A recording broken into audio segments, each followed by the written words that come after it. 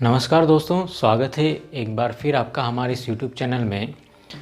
हम अध्याय 5 की प्रश्नावली 5.2 के प्रश्न क्रमांक 6 तक के वीडियो के हल जो हैं देख चुके हैं और आज के इस वीडियो में हम इसके प्रश्न क्रमांक 7 और प्रश्न क्रमांक 8 साथ ही एक उदाहरण नंबर 5 जो इनसे मिलता जुलता है उसको भी इस वीडियो के माध्यम से हल हम करेंगे।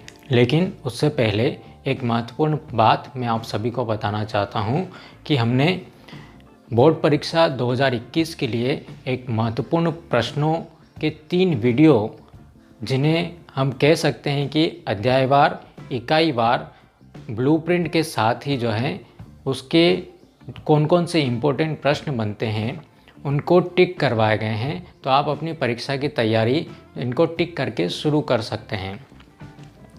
और यदि आपने इस चैनल को सब्सक्राइब नहीं किया है तो इसे ज़रूर सब्सक्राइब करके घंटी का बटन ज़रूर दबा दीजिए, क्योंकि आगे आने वाले वीडियो में हम जो हमने महत्वपूर्ण प्रश्न टिक करे हैं उनको हल करने वाले हैं। साथ ही अध्यायवार इम्पोर्टेंट ऑब्जेक्टिव्स की सीरीज़ भी हम इसके साथ में जो है लोड करने वाले हैं।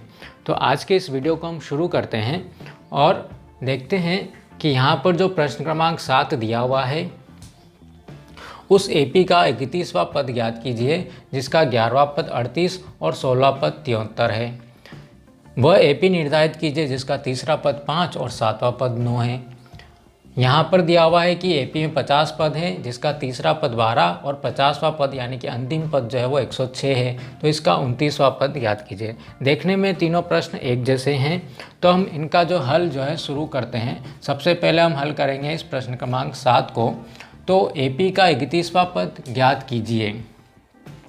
तो हम क्या मान लेते हैं कि माना कि इस एपी का प्रथम पद, क्यों मान रहे हैं हम प्रथम पद वो मैं अभी बताता हूं आपको। प्रथम पद ए और सार्वंतर अर्थात एपी के प्रत्येक पद में बराबर बराबर अंतर जो है वो कितना मान लेते हैं हम, डी मान लेते हैं। क्योंकि हमें क्या ज्ञात करना है, हमें ज्ञात करना है इस एपी का 31वां पद हमें ज्ञात करना है। जो हमें ज्ञात करना उसे हम लिख देते हैं ए 31 हमें ज्ञात करना है, या हम यूँ बोलें कि अर्थात हम ज्ञात करना चाहते हैं a+30d का मान जो अपन ज्ञात करना चाहते हैं। क्यों ज्ञात करना चाहेंगे हम a+30d का मान? क्योंकि हम जानते हैं कि यहाँ पे 31वें पद के लिए जो सूत्र बनता है a+n-1d से हमें 31वें पद का मान जो है क्या चाहिए, a+30d चाहिए। और a+30d अगर हमें मिल जाएगा तो हम कहेंगे कि इस एपी का 31वां पद हमें प्राप्त हो गया है। लेकिन इसमें 31वां पद प्राप्त करने के लिए आपको उस एपी का प्रथम पद और सार्वंतर दोनों की ज़रूरत पड़ेगी, जो हमारे पास में अभी नहीं है। तो ये सार्वंतर कहाँ से निकलेगा? सबसे पहला 11वां पद 38 और 16वां पद 73।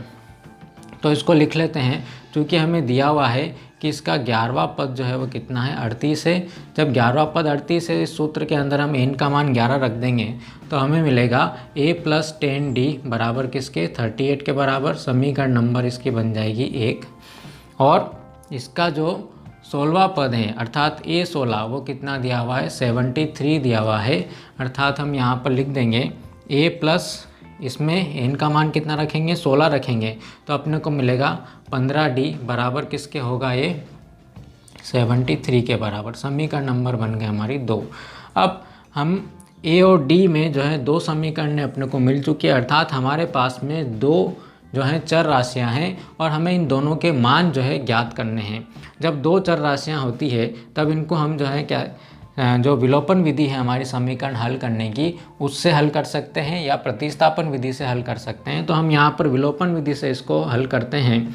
तो विलोपन विधि में सबसे पहली बात हम देखेंगे कि जो चर राशियां हैं उनके गुणांक बराबर होने चाहिए दोनों समीकरणों के अंदर। यहाँ पे हम देखते हैं d का गुणांक 10 है और यहाँ पर दूसरे समीकरण में d का गुणांक जो है वो 15 है। लेकिन इस a का गुणांक हम देखते हैं यहाँ पर तो दोनों के गुणांक बराबर हैं। उसके बाद में हम बात करते हैं कि इन समीकरणों को जोड़ा जाए या घटाया जाए। अर्थात हम यहाँ पर लिखते हैं विलोपन विधि में कि समीकरण को जोड़ने पर, समीकरण को घटाने पर। तो वो कब लिखा जाता है कि जब समीकरणों के जो चर राशियां हैं जिनका मान अपने को ज्ञात करना है और जिनके गुणांक बराबर हैं ऊपर हम आते हैं तो जिनके गुणांक बराबर है, अगर उनके चिन्ह अगर बराबर हुए, दोनों के चिन्ह कैसे हैं, बराबर है, तो हम यहाँ पर क्या लिख देते हैं कि समीकरण 1 में से समीकरण 2 को घटाने पर। और अगर चिन्ह विपरीत होते हैं तो हम क्या लिखेंगे यहाँ पर कि जोड़ने पर, क्योंकि हमें जो है यहाँ से इस ए को हटाना है। जब हम इस ए को हटाएंगे तब ये समीकरण जो है एक चर वाले समीकरण में परिवर्तित होगी और एक चर से हम उस टी का मान जो है आसानी से ज्ञात कर पाएंगे। जब हमने यहाँ पर घटाने पर लिखा है तो इसके नए चिन्ह बनेंगे माइनस, यहाँ पर भी माइनस और यहाँ पर भी माइनस। चिन्ह को हम परिवर्तित करेंगे। जब ए में से ए को हम घटाएंगे तो ये ख़त्म हो जाएगा और 10d माइनस 15d यहाँ पर अपने को मिलेगा माइनस का 5d और बराबर के इधर अपने को मिल जाएगा 73 में से आपको 38 को घटाना पड़ेगा, क्योंकि हमारे पास में बड़ी संख्या जो है वो 73 है और एक प्लस एक माइनस है, इसलिए माइनस वाला चिन्ह लगेगा। बड़ी राशि है और प्लस माइनस है, इसलिए बड़ी में से छोटी को अपने को घटाना पड़ेगा। तो अपने को यहाँ पर मिल जाएगा 13 माइनस 8 जो है अपने को 5 मिल जाएगा और 7 में से 4 गए तो अपने को 3 यहाँ पर मिल जाएगा। तो इस प्रकार हमें यहाँ पर d का मान जो मिलेगा वो कितना मिलेगा, इस -5 को भी हम उधर लेकर के चले जाते हैं तो -5 से हम डिवाइड करेंगे इसको तो d बराबर मिल जाएगा 7। d का मान जो है अपने को 7 मिल गया। ये d का मान हम किसी भी एक समीकरण में रख दें, समीकरण 1 में ही रख देते हैं तो समीकरण नंबर 1 से, समीकरण 1 क्या है हमारे पास में, a प्लस 10d बराबर है किसके, 38 के। तो a प्लस 10 और d का मान कितना मिला, 7 मिला, बराबर किसके हुआ, 38 के। जब हम इसको आगे हल कर देते हैं तो अपने को मिलेगा a प्लस 70 बराबर किसके हुआ, 38 के। और इस 70 को हम उधर लेकर के चले जाते हैं तो अपने को मिलेगा 38 माइनस 70 अर्थात a बराबर अपने को मिल जाएगा -32। तो a का मान हमें मिल गया और d का मान भी हमें मिल गया। तो हमें क्या ज्ञात करना था, हमें 31वां पद ज्ञात करना था, इसलिए हम यहाँ पर लिखेंगे a31 अर्थात a प्लस 30d ये किसके बराबर होगा। इसमें a का और d का दोनों का मान हम जो है रख देते हैं। a का मान हमें मिला -32 प्लस 30 और d का मान कितना है, 7 है। तो इसको हम हल कर लेते हैं। -32 अपने को मिल गया और तीनों साथ 21, 210 मिल गया। जब हम घटाएंगे एक प्लस का एक माइनस का, लेकिन बड़ी संख्या प्लस की है तो 210 में से आप 32 को जो है माइनस कर लेंगे तो अपनों को मिलेगा 178। तो ये हमारा आंसर हो जाएगा कि इस AP का जो 31वां पद हमें मिला वो कितना प्राप्त हो गया, 178 के बराबर प्राप्त हो गया। ये हमारा आंसर होगा। इसका जो उदाहरण हमें दिया हुआ है कौन सा, कि वह AP निर्धारित कीजिए जिसका तीसरा पद 5 है और 7वां पद किसके बराबर है, 9 है। तो यहाँ पर भी हम जो है क्या करते हैं कि हम मान लेते हैं कि AP में A और D दोनों के मान होंगे तभी हम जो है कोई AP जो है बना पाएंगे। तो हमें मानना पड़ेगा कि AP का प्रथम पद जो है वो कितना है, A है और इसका जो सार्वंतर है वो कितना है, D है। तो हमें क्या ज्ञात करना है, हमें ज्ञात करना है कि AP ज्ञात करना है। और हम जानते हैं कि AP का जो व्यापक पद होता है प्रथम पद A, दूसरा जो है इसके अंदर D जोड़ देंगे तो अपने को दूसरा पद मिलेगा, इसके अंदर फिर D जोड़ दिया हमने तो A प्लस 2D मिल गया। इस प्रकार हमें तीसरा पद मिलेगा और इस प्रकार अगर हम D जोड़ते चले जाएं तो अपनी AP जो है वो निर्मित हो जाएगी।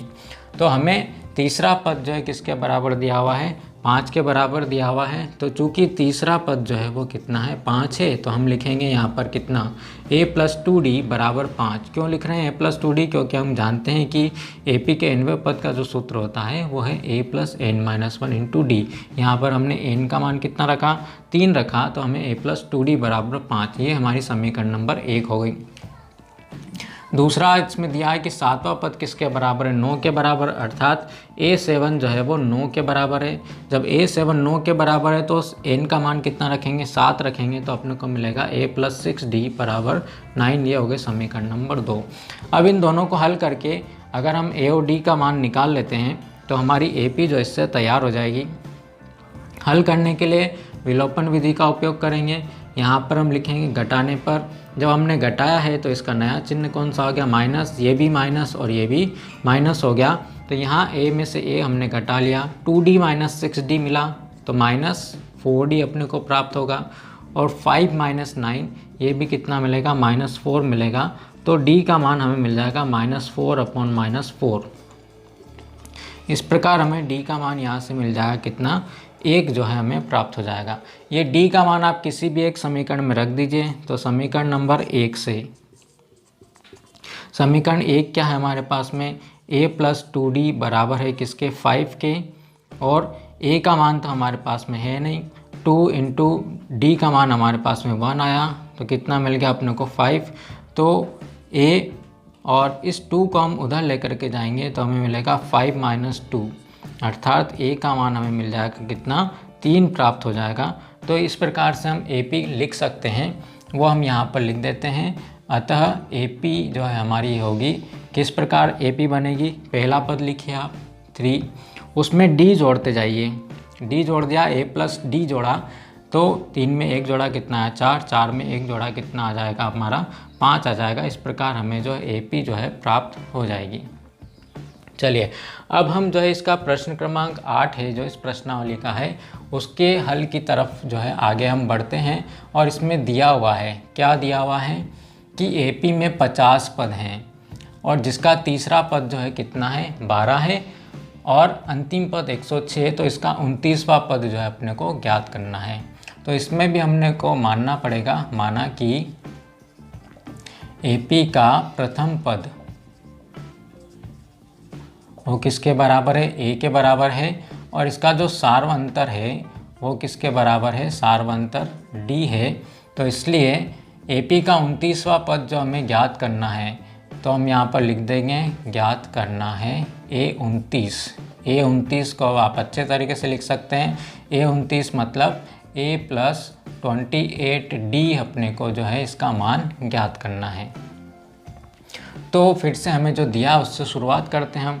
तीसरा पद अर्थात A3 इक्वल टू किसके हैं, 12 के। A3 का मान हम रखते हैं हमारे सूत्र के अंदर, कौन सा सूत्र है, AN equal to A plus N minus 1 into D में। तो n बराबर 3 लिखेंगे तो हमें मिलेगा A प्लस 2D बराबर किसके, 12 के, समीकरण नंबर 1। और अंतिम पद मतलब क्या, श्रेणी में कितने पद हैं, 50 पद है, इसलिए अंतिम पद की हम बात करें तो हमारे पास में आएगा 50वां पद, किसके बराबर हुआ, 106। तो यहाँ से अपने को मिलेगा A प्लस 49D बराबर किसके, 106 के, समीकरण नंबर 2। दोनों को हल करके A और D का मान हम निकाल लेते हैं। हल करेंगे तो विलोपन विधि से, क्योंकि A के गुणांक बराबर हैं, माइनस घटाने पर ये भी माइनस और ये भी माइनस, A से ये हमारा ख़त्म हो जाएगा। तो 2D माइनस 49D अपने को मिलेगा माइनस 47D, और 106 में से जब हम 12 को घटाएंगे तो अपने को मिलेगा माइनस 94, क्योंकि माइनस वाली संख्या जो यहाँ पर अपनी बड़ी है। तो हमें इस अगली स्टेप में D का मान मिल जाएगा माइनस 94, और इस 47 को आप इधर लेकर जाएंगे तो अपॉन में चला जाएगा माइनस 47।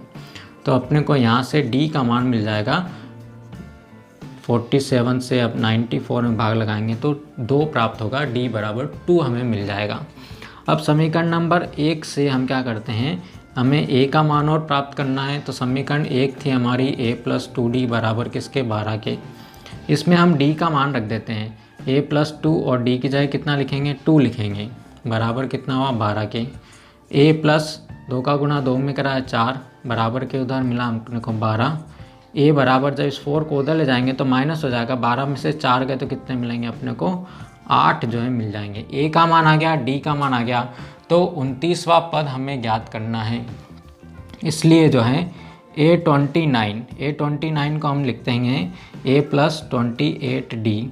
A का मान कितना है, 8 और 28, और D का मान कितना है, 2 है, बराबर होगा 8 और 28 गुना होता है 56, और 56 और 8 मिल जाएंगे अपने को किसके, 64 के बराबर। अर्थात हम लिखेंगे कि इसका जो 29वां पद है A29 वो किसके बराबर है, 64 के बराबर ही हमारा आंसर होगा। तो इस वीडियो में इतना ही, मिलते हैं हम अगले वीडियो में। लेकिन उससे पहले यदि आपने महत्वपूर्ण प्रश्नों के 2 वीडियो नहीं देखे हैं तो इन्हें ज़रूर देखिए और अपनी बुक के अंदर इम्पोर्टेंट प्रश्नों को टिक कर लीजिए। साथ ही यदि आपने इस चैनल को अभी तक सब्सक्राइब नहीं किया है तो इसे ज़रूर सब्सक्राइब कीजिए, वीडियो को लाइक कीजिए और अपने दोस्तों में शेयर करना मत भूलिए। Have a nice day. Thank you.